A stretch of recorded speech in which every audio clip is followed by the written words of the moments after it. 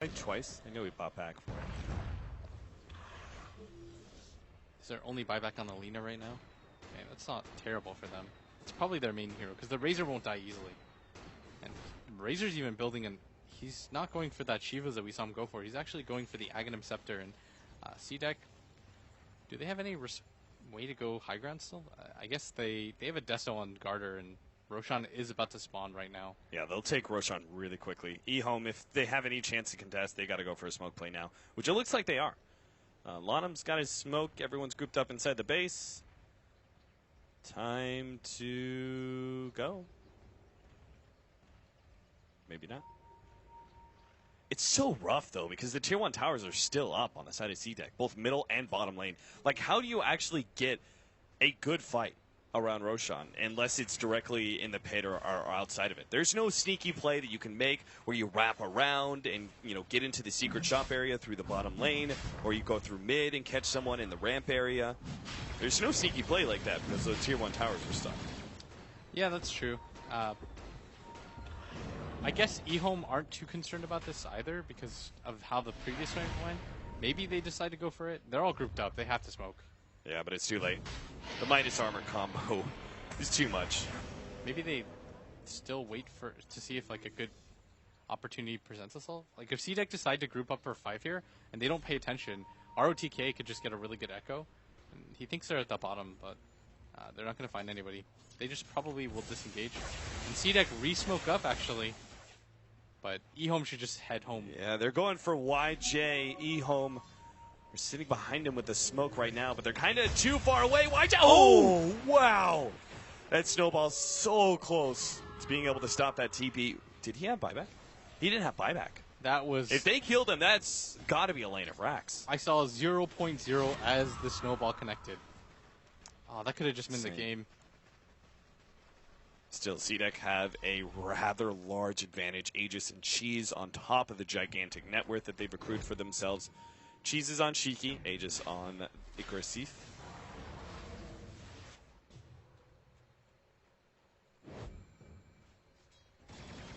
Is this Dark Troll Summoner is his only job just to wake people up from sleep? You never know when it's useful. He might be able to get like if he gets like an ensnare on the Bane when he's Fiend's gripping, that'll be insane, but... It's never a bad idea to have a Dark Troll Summoner. He can summon you skeleton homies? Skeleton homies. Oh, call down. Oh, and a nice vacuum over the cliff. YJ's put in a bad position with the Walrus Punch already, and the pure damage out from the Sonic Wave. YJ, despite his BKB, will be going down here if they can still see him. Need a little bit more. The heals are coming out. They really need this kill. Oh, no, they're not actually getting him, and maybe they dove in too deep. Garter actually blinks into a Light Striker, and he's gone. Laguna Blade catch them. Echo Slam. ROTK, he's made the initiation. He doesn't want to let our Aggressive get away, but the rest of the E-Home team is just a bit too slow to respond. They were busy dealing with the Tusk. And once again, C-Deck went in deep, and they didn't get an objective. E-Home? Oh, wow. This has just got to be so frustrating right now for C-Deck. The lead they've built up steadily throughout this entire game. They've hit all the objectives correctly. They've taken down the Tier 2s in succession. They went for the Roshans this game, and they still can't break E-Home's base. Even with the Aegis and the Cheese, YJ was even caught out of position, and they still can do it. Aggressive is like... I'm over this. We have to take this tower down. And he walks in, but still unable to do so as they hold, and E-Home is about to have all 5 heroes up. Yeah, they don't have the Echo Slam this time, but I don't even think it matters. Yeah, especially with the Gyrocopter still operating on such low HP. He comes forward again. He's going to get Laguna Bladed, and there goes your Aegis advantage. Yeah, it's been a short enough time that it might actually be worth it to use it. The cooldown on it is only 50 seconds, and if you anticipate the fight lasting longer than that, then it would definitely be worth it, but... E-Home is just... They just keep holding, and C-Deck, they know that the Aegis is only up for 2 more minutes. I think they've got all 5 heroes back here again. Garter has respawned, and I think this is just attempt number 2. They've got the wall back up. The Lotus Orb is going to go onto that Gyrocopter, and this is their best chance here. Fisher blocking out Aggressive. Can't quite hit the tower, but that's what the Familiars are for. Glyph has been popped. Can they hold this? C-Deck's actually just going to re-circle out, pop the Guardian Greaves so that Aggressive can just stand on top of the hill again and hit. They don't have a glyph this time. Everybody from eHome is so prepared for this, though. I like that. XD is like soon as eHome maybe would initiate on Aggressive, he blinks forward, he gives Aggressive the Lotus Orb. Man, C-Deck, are they really going to wait for another Aegis Cheese? I don't know how the fight goes if they just keep extending it like this. Like, this might be their best opportunity.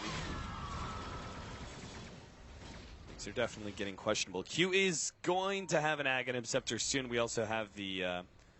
is that the completed Satanic? Yes, it is. So that's what they're waiting on. Satanic is coming in for the Gyrocopter. I was so tunnel visioned on this top lane that I forgot about that. YJ does manage to get his Aghanims, though. Fisher is there. Vacuum, not quite enough to bring the Earthshaker over the cliff. And it looks like Aggressive, he's going to give up his life in exchange for this ranged Rax. He's losing a lot of so his much damage. Oh my goodness, YJ is going to be hitting like a monster. Finally, they finish off Aggressive with the Laguna Blade. 224 damage given over to YJ, but C-Deck are far enough back that they won't be losing this one just yet. eHome are not going to pursue out, obviously. They just want to stall and stall some more.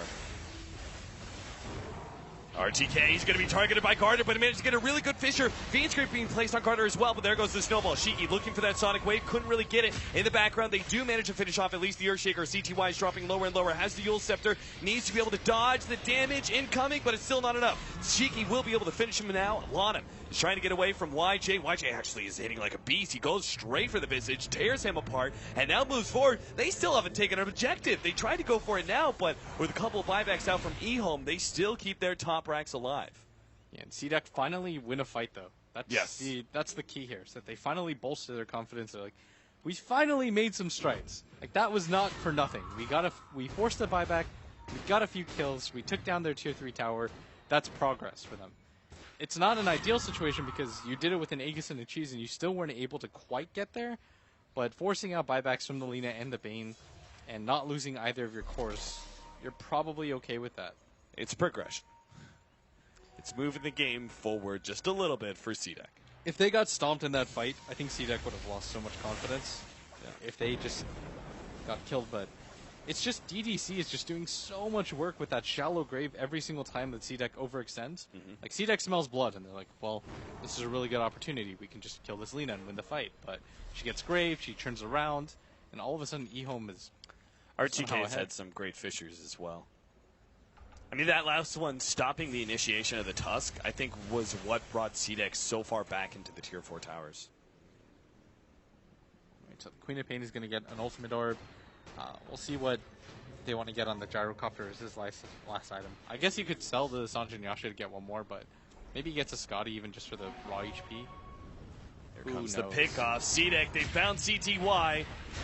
Oh, he doesn't have buyback. Oh, dear. He's done for it. Oh, that Sonic Wave actually hit the 2 in the background as well. Shiki's going to blink forward, looking for more. They have the homing missile on Lanham, and they've caught ROTK. One pick-off turns to 3. None of them have buyback, and C-Deck, Mark, they're just going to go straight into the base if they can. There's no creeps available, so they got to get their mid-wave coming forward. DDC, has he been caught? He's got a Force Staff. He's got to use this correctly. And yeah, he gets over the trees, nicely played, and Snowball's still there, though. He's got no extra movement. The Snowball won't land. Ice Shards isn't there yet, but a blink forward Walrus Punch will be able to catch him. Shallow Grave on himself. C-Deck haven't surrounded him, though. Will be able to take this lane of Rax, and I think that might just be the game straight up. It's at very least going to be crippling eHome with 1 lane of Rax and 2 lane of Rax going down. They stole the gem back. You got to think of the positives, but I mean, what a way for eHome just to lose double Rax. They were so careful this entire game. They wouldn't leave their base. They saved for buybacks. And then in one fell swoop, C-Deck just get aggressive immediately, take advantage of the mispositioning by eHome. Yeah, we talked about this, is what happens with eHome. Oh, jump in, Echo Slam. They're trying to change their fate, but I'm just not sure RTK can do it. YJ now vacuumed in. There it is, GG. 1-1, eHome and C-Deck results in a tie. That means there is a third winner of this game. Somebody who wasn't even part of the games. Evil Geniuses will take their first place slot.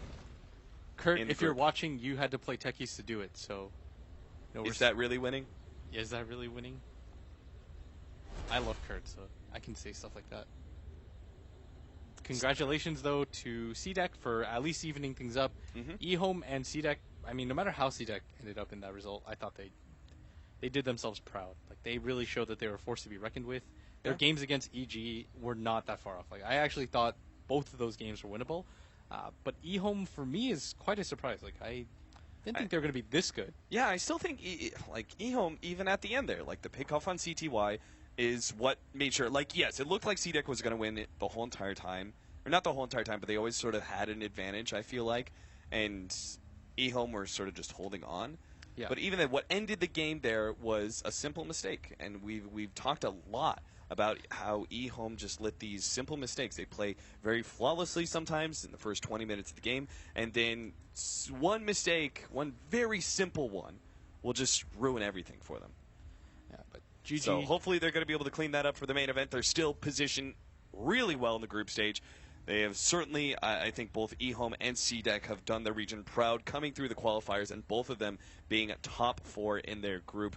Congrats to both teams, and that's it. Blitz and I are going to be done. We'll see you at the main event. We've got Empire facing up against VP in the tiebreaker right now on the main stream. If you guys want to go watch that, please do so.